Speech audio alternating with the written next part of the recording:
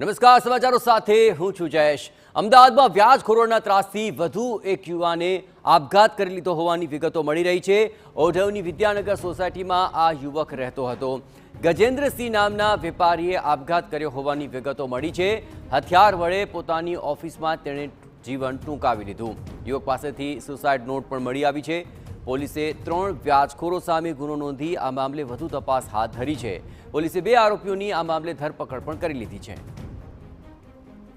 વ્યાજનું આ વિષચક્ર છે અને તેમાં વધુ એક યુવાન હોમાઈ ગયો। વ્યાજખોરોના ત્રાસને કારણે જ તેણે આપઘાતનું પગલું ભર્યું હોવાનું વિગતો મળી રહી છે। તેણે એક સુસાઇડ નોટ પણ લખી હતી અને તેમાં 3 વ્યાજખોરોને લઈને સ્પષ્ટ સંકેત પણ આપવામાં આવ્યા। 2 આરોપીની આ સમગ્ર મામલે ધરપકડ કરવામાં આવી છે। આ વેપારી જેણે હથિયાર વડે પોતાનું જીવન ટૂંકાવ્યું। ઓઢવની વિદ્યાનગર સોસાયટીમાં આ યુવાન રહેતો હતો, જેનું નામ ગજેન્દ્રસિંહ હોવાનો ખુલાસો થઈ રહ્યો છે। આ વેપારીએ આપઘાત કરી લીધો છે અને હથિયાર વડે પોતાની ઓફિસમાં તેણે આપઘાત કર્યો હોવાની વિગતો મળી રહી છે। આ સમગ્ર મામલે પોલીસ ઘટના સ્થળે પહોંચી હતી અને વધુ વિગતો મેળવવાનો પ્રયત્ન કર્યો છે। વધુ વિગતે વાત કરવા જોડાઈ રહ્યા છે ટીવી 9 સંવાદદાતા હરીન માત્રાવાળા। હરીન, સુસાઇડ નોટની અંદર શું કોઈ મહત્વપૂર્ણ ખુલાસો થયો છે? બિલકુલ, વ્યાજખોરોના ત્રાસથી વધુ એક યુવકે આપઘાત કર્યો છે અને ગજેન્દ્રસિંહ નામનો વેપારી છે તેણે પોતાની જ ઓફિસમાંથી આપઘાત કર્યો છે।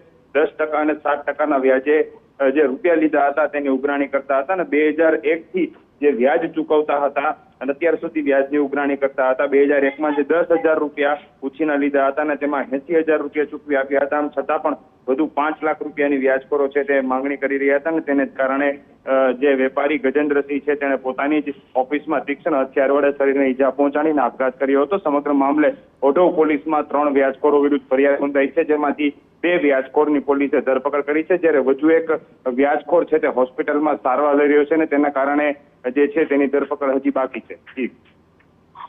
આભાર હરીન, તમામ ગતિવિધિઓ પર આપ નજર રાખતા રહેજો। તો 2 આરોપીની આ સમગ્ર મામલે ધરપકડ કરવામાં આવી છે અને તેમની પૂછપરછમાં પણ મહત્વપૂર્ણ ખુલાસા થશે। પણ માત્ર 10,000નું તેણે વ્યાજ લીધું હતું અને 10,000 રૂપિયાની અંદર 80,000 રૂપિયા જેટલું વ્યાજ ચૂકવ્યું। આ ઉપરાંત પણ તેની પાસેથી વધુ વ્યાજ વસૂલવા માટે તેને હેરાનગતિ કરવામાં આવી રહી હતી, જેનાથી કંટાળીને તેણે આપઘાત કર્યો।